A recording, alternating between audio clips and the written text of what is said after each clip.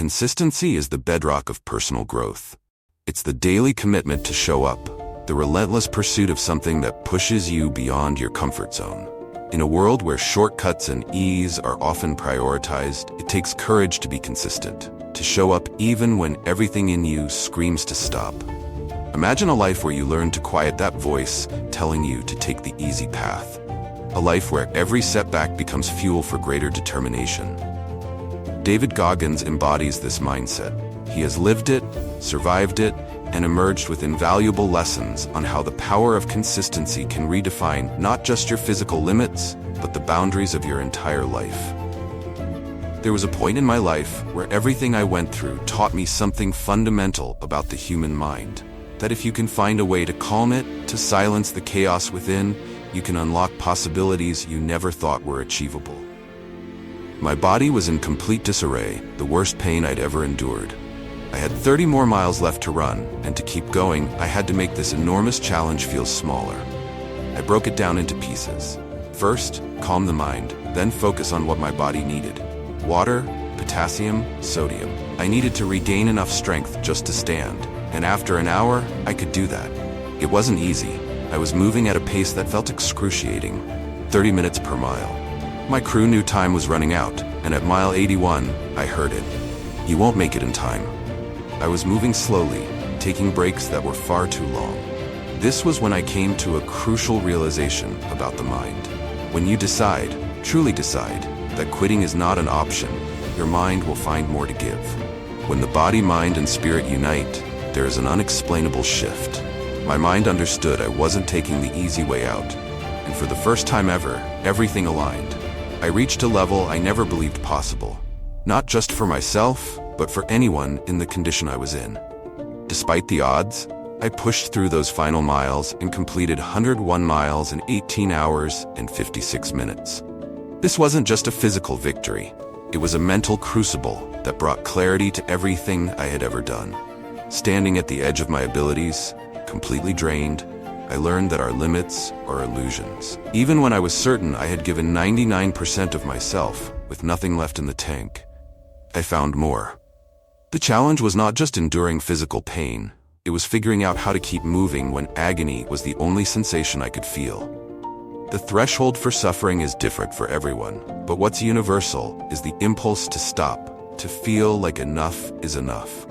That's the moment when you must keep going, when you have to understand that what feels like your absolute limit is merely the beginning of your true potential.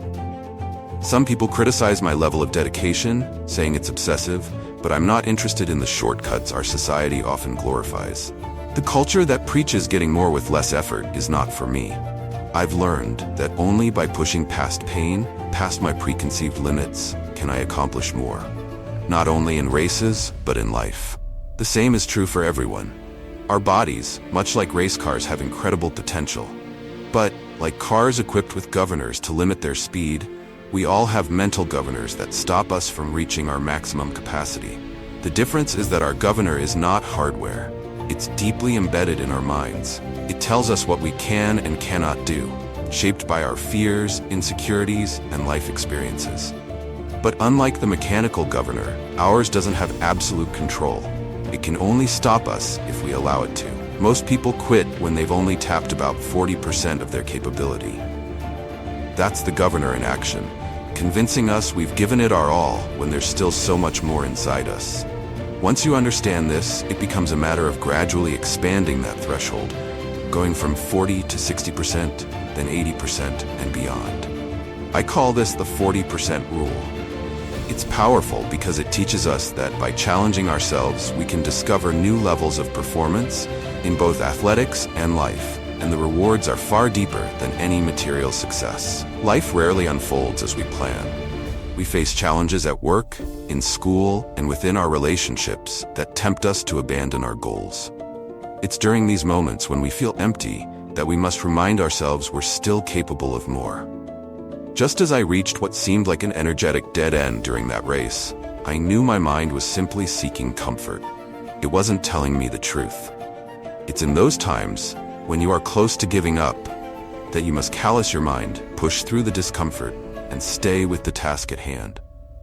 Imagine you're a boxer. On your first day, one punch to the chin hurts like hell, but after a year of training, taking a punch won't stop you. You've conditioned your mind and body to withstand more. This is what I call callousing the mind, building resilience through repeated exposure to difficulty. The pain doesn't decrease, but your capacity to endure it grows. I've experienced this countless times, like running on broken legs. Something that sounds impossible until you do it.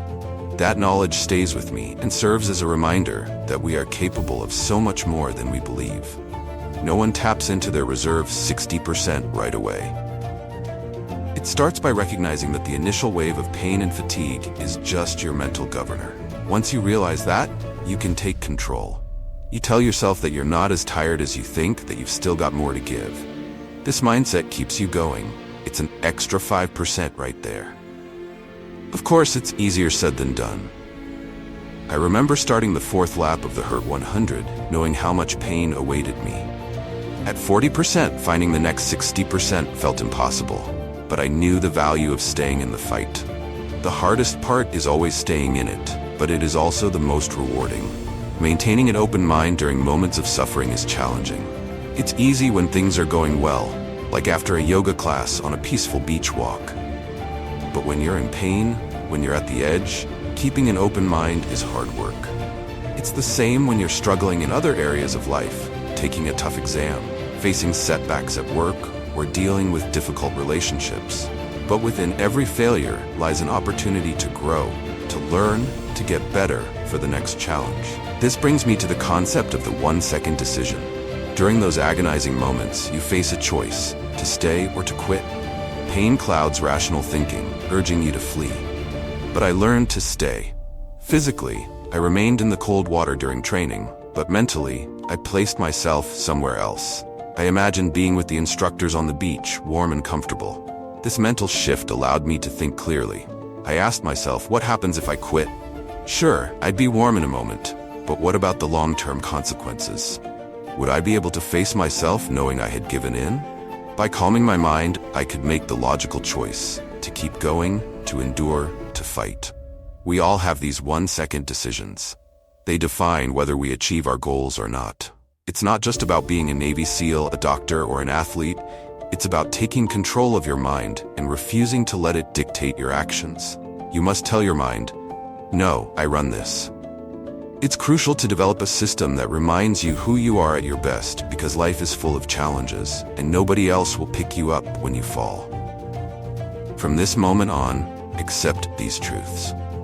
You will face criticism, feel insecure, and experience failure. You may often be the only one in the room who looks like you or thinks like you.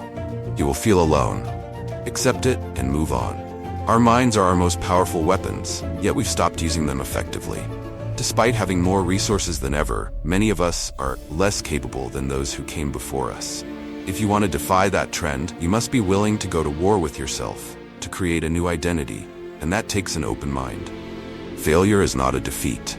It is merely information, a lesson on how to succeed next time. I've failed repeatedly, in setting records, completing races, passing training programs. Each failure gave me more information, taught me what to adjust, and allowed me to come back stronger. Facing what I feared head-on made me unbreakable. When you're at your lowest, that's when you're at your most teachable. In those moments, life isn't just showing you your weaknesses, it's providing an opportunity to evolve. Growth doesn't happen in comfort zones, and pain is the ultimate catalyst for transformation.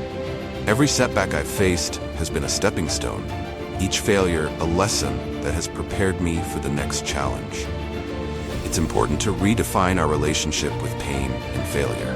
Instead of shying away from discomfort, you have to embrace it, run towards it even, because it's through that process you become resilient. Imagine your mind as a muscle. Every time you refuse to quit, every time you decide to push through pain, you're training that muscle. You're creating mental calluses, layers of strength that protect you the next time you face hardship. And just like a muscle, the more you train it, the stronger it becomes. When life hits you hard, it's those mental calluses that will keep you standing. When everything in you wants to give up, the discipline you've built through consistent effort will be your foundation. I've always said that people give up when they've only used about 40% of their potential, but even that percentage can grow. The more you practice digging deep, the easier it gets to find that extra energy, that extra drive. You start realizing that the limits you believed in are arbitrary, set by fear and past experiences. When you push through those limits, your perception of what's possible expands. It's not just about enduring, it's about thriving amidst adversity. One of the biggest lessons I've learned is that progress isn't always linear. There will be setbacks, moments where you feel like you're back at square one. But that's where consistency comes in. Even when you fall, you keep getting back up. You don't let a single failure define your journey. The setbacks are just moments, not the end of the story. Every time you choose to rise, you build resilience. You build character. The reason why most people never reach their full potential is because they are scared of the discomfort it takes to get there. They are scared of the sacrifices, the early mornings, the late nights, the moments when nothing seems to be working. But the truth is, those are the moments that matter the most. Those are the moments that separate the average from the exceptional. If you can learn to love the grind, to find joy in the process, then there is nothing that can stop you. Consistency is not about perfection. It's not about never missing a day or never making a mistake. It's about showing up again and again, even when you don't feel like it. It's about being relentless in your pursuit of growth. There will be days when you feel like you're not making progress, days when the pain feels too great. But those are the days that count the most. Those are the days when you build the kind of strength that can't be measured in numbers or times. There will always be people who don't understand your journey, who criticize your dedication, who question your motives. But their opinions don't matter. What matters is that you stay true to yourself, that you keep pushing forward, that you keep striving for more. The road to greatness is not a straight path. It's full of twists and turns, obstacles and challenges. But if you stay consistent, if you refuse to give up, you will get there. Life is not about avoiding pain or discomfort. It's about facing it head on, about using it as a tool to become stronger. The next time you're faced with a challenge, remember that you have more inside of you than you realize. You have reserves of strength, resilience, and determination that you haven't even tapped into yet. Don't let your mind convince you that you're done when you're only at 40%. Push beyond that. Keep going. Keep fighting. Because on the other side of that pain is growth. On the other side of that struggle is the person you were always meant to become. The power of consistency lies not in grand gestures or overnight success, but in the small decisions we make every single day. The journey is long, full of one-second choices that determine whether we stay on course or give in to comfort. Pushing beyond pain and limitations, enduring failure, and callousing the mind is the path to unlocking our true potential. It's not about being the strongest or the fastest. It's about refusing to quit when quitting feels like the only option. Embrace the discomfort, seek out the challenges, and keep moving forward. The lessons learned through pain, perseverance, and resilience are the keys to becoming the best version of yourself. And that, the relentless pursuit of your true potential, is what life is truly about. The road to becoming your best self is paved with pain, sacrifice, and relentless effort. It's about choosing, every day, to push beyond what you thought were your limits. It's about understanding that true growth comes not from comfort, but from consistently stepping into the unknown, facing challenges head-on, and coming out stronger on the other side. Remember, every time you refuse to quit, every time you push a little harder, you're not just changing your present, you are defining your future. Keep showing up, keep striving, keep being consistent. Your potential is limitless, and your journey has only just begun.